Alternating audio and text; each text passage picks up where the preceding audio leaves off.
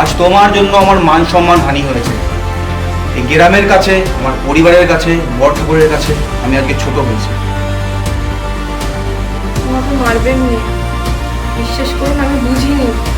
বলি বয়স তো কম হয়নি, বোঝো না নাকি? সংসার ধর্ম করছো, এইটুকু বুঝছো না? না, আমি ইচ্ছে করে। তবে দোষ যখন করেইছো, শাস্তিটা তোমায় পেতেই হবে প্রিয়দর্শিনী। তোমায় যদি শাস্তি না দিই, তাহলে এই গ্রামের কাছে, আমার পরিবারের কাছে আমার মাথা নত হবে। সেটা তো আমি চাইবো না। বিশ্বাস করুন আমি বুঝি করিনি। আমি কেন জেনে শুনে আমার স্বামীর সম্মান নষ্ট করবো? আগুনটা দেখেছো?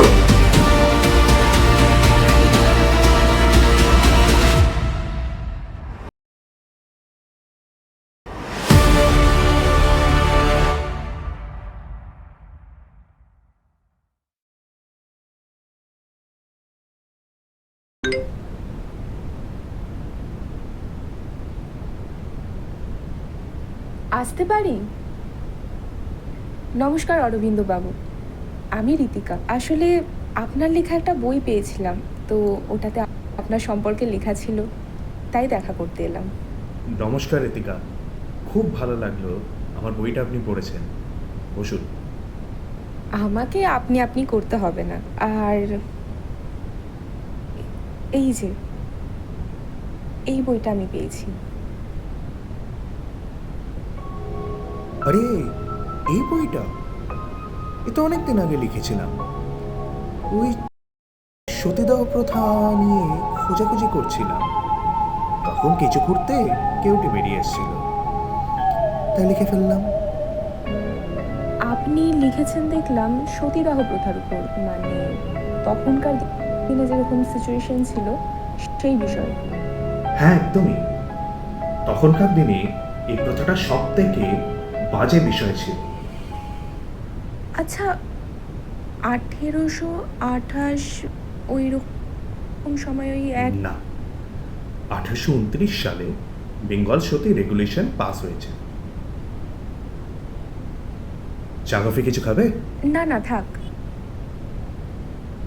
চলো তাহলে এই বিষয়টা নিয়ে একটু খোলা হাওয়ায় কথা বলা যাক। একদম।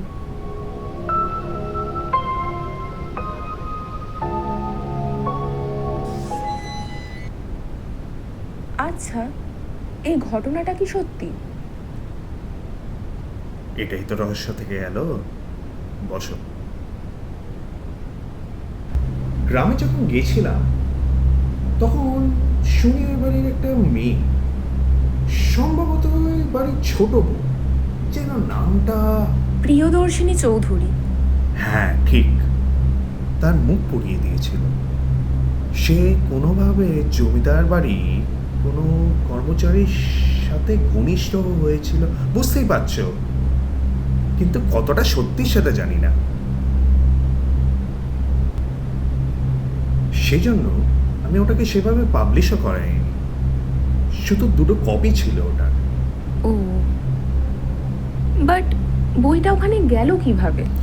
হতে পারে ওই গ্রামে আমার একটা বন্ধু আছে, সে পরে হয়তো ওই বইটা, কিন্তু ওই বাড়িতে পেয়েছো এই বইটা? হ্যাঁ, নেকলেসও পেয়েছিলাম।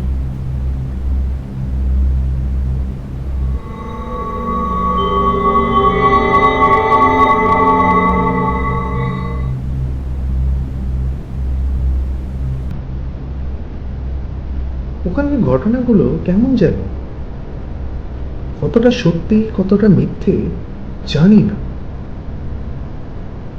গ্রামে একটা প্রবাদও আছে, বড় ঠাকুরের স্ত্রী মারা যাওয়ার পর থেকে গ্রামে কোনোদিনই সতী হয়নি। ইন্টারেস্টিং। কিভাবে?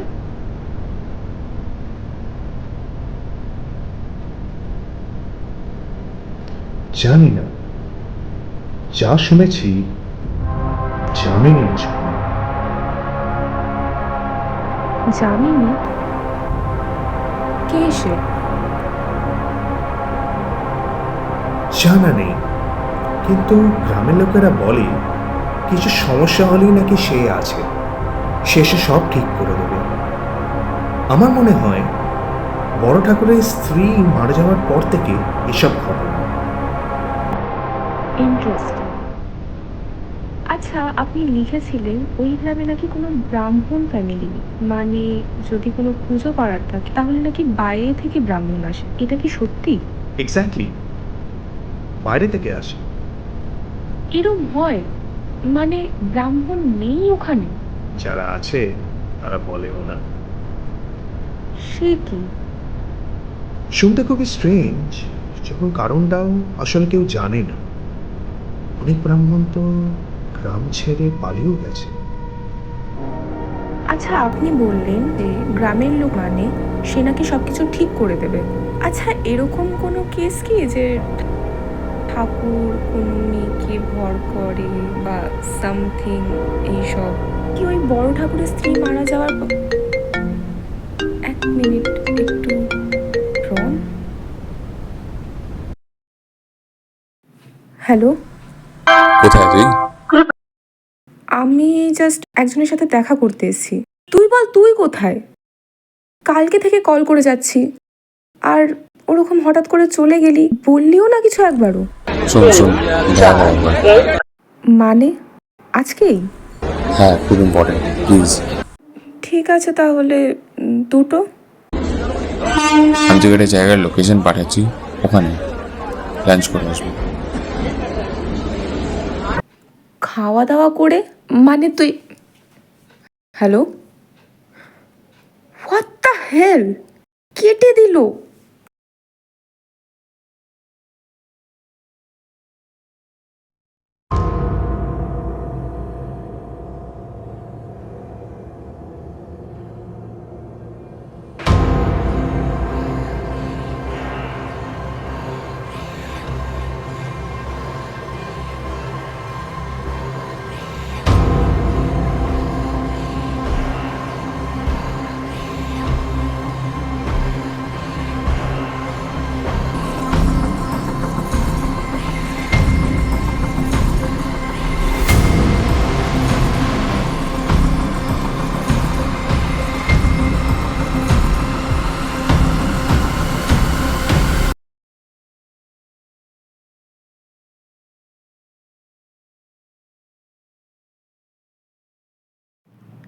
তোকে এতবার কল করলাম, এতগুলো মেসেজ করলাম, একটা কল ব্যাক তো করলিও না। একটা মেসেজ ব্যাক তো করতেই পারতিস। মানুষের তো চিন্তা হয় নাকি?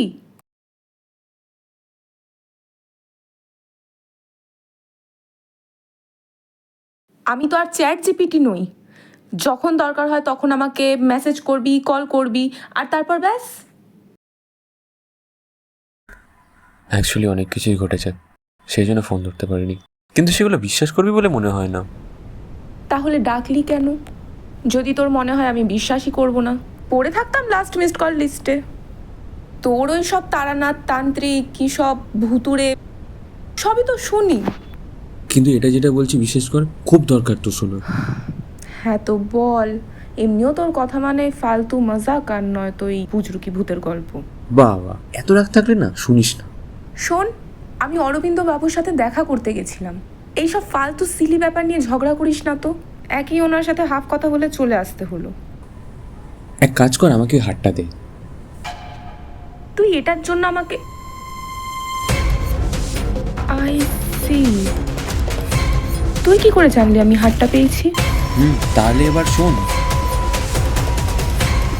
কাল বিকেলে আমার হাত কাটার পর তুই যখন ভিতরে গেলি, আমি তখন ওই ঘরটায় যাই, কিন্তু ঘরটা এত বিধ্বস্ত অবস্থা না, একটা অদ্ভুত সুর কানে আসে আমার।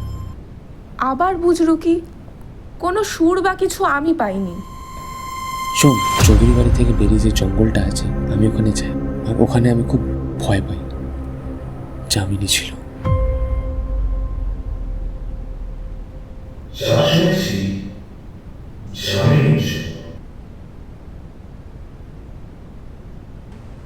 এবার দিয়ে তাহলে হারটা।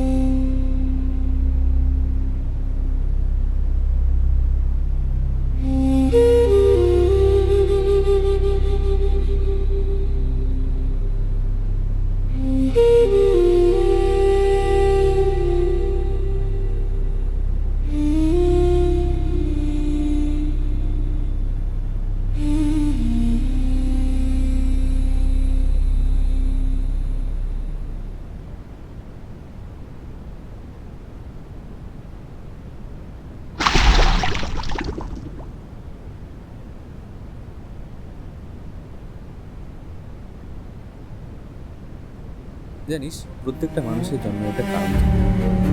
তাকে একটা নির্দিষ্ট কর্ম করার জন্য জন্ম নিতে হবে। যদি সে সেই কর্মটা না করে, তাহলে সেই কর্মের সাথে জড়িত আবার সব মানুষের জন্ম হয়। কিন্তু আমি হারটা কেন পেলাম রন? যে বইটা পেয়েছিস সেখানে মেজ বৌদির মৃত্যুর কারণটা পড়ে নিস। বইয়ে তো সব ঘটনার কথা ঠিক করে উল্লেখই নেই। আচ্ছা, উষসী চৌধুরী কি মেজ বৌদি? হ্যাঁ,